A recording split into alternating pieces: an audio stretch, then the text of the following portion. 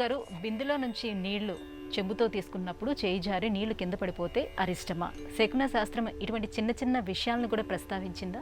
తప్పకుండా నాన్న. చెంబులో అలా బిందులో నీళ్లు ముంచేస్తున్నాం, ఆ చెంబు చెయ్యి జారింది, నేరపైన నీరు పడగా ఏదో అనారోగ్యం మనకు కలుగుతుంది అని సూచన.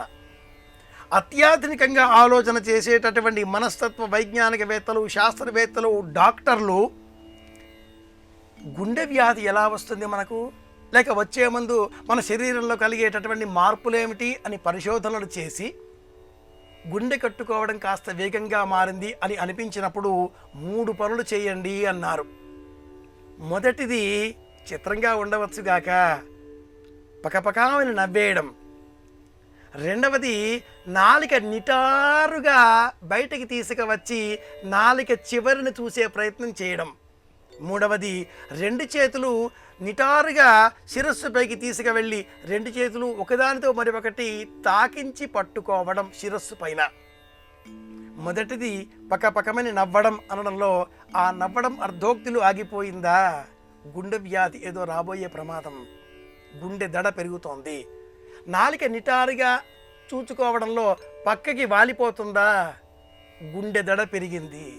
2 చేతులు పైకి ఎత్తే సమయంలో పక్కకి వాలిపోతున్నాయా? ఇదేదో ఫిబ్రైల్ కన్వెన్షన్స్ లాగా గుండెకి సంబంధించిన వ్యాధి ఏదో రాబోతుంది అని సూచన. ఇది ఎలాగో చేతిలో పట్టుకున్న ఆ చెంబు ఆనాటి కాలంలో వాళ్ళు అంతా శాస్త్రోక్తంగా ప్రతిదీ సైంటిఫిక్ వ్యూ, సైంటిఫిక్ భాష అని కాకుండా ఆచారాల రూపంలో చూపించారు. చేతిలో పట్టుకున్న చెంబు చేయి జారి నేల పడుతుంది అంటే పక్షవాయువు రాబోతుంది అని అర్థం.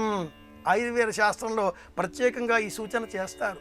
స్నానం చేసే సమయంలో కూడా చేతిలో ఉండే చెంబు అలా చేయి జారి నేలపైన పడిందా వ్యాధి ఏదో రాబోతుంది అని అర్థం.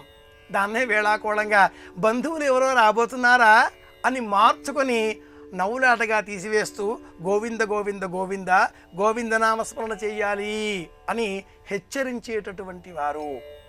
తలుపు దాటి బయటికి వెళ్ళే సమయంలో తుమ్మినా అపశకునం అని ఎలా బోధిస్తుందో ఈ శకున శాస్త్రం, సిద్ధాంతం, సంహిత, హోర, ప్రశ్న, శకునం అనే 5 విభాగాలు గల జ్యోతిష శాస్త్రం, అలాగే ఏ పని చేసినా ఆ పని పట్ల మనస, వాచ, కర్మణ త్రికరణ శుద్ధిగా కేంద్రీకృతమైన బుద్ధితో మనం వ్యవహరించాలి అని బోధిస్తుంది. బిందెలో ఉన్న నీళ్లు చెంబులో పట్టి తీసుకోవడంలో చెంబు జారిపోతే ఇంత కథ ఉందా? తప్పకుండా ఉంటుంది.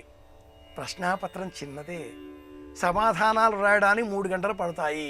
అది ఎలాగో చెంబులో నీళ్లు కాసింది కావచ్చును, కానీ దేహానికి వచ్చేటటువంటి వ్యాధిని ఈ చెంబు నీళ్లు పట్టుకునే మన శక్తి ఎక్కడో పలసన పడిపోయింది, పరాకుగా ఉండకండి అనేటటువంటి సూచన చేస్తుంది.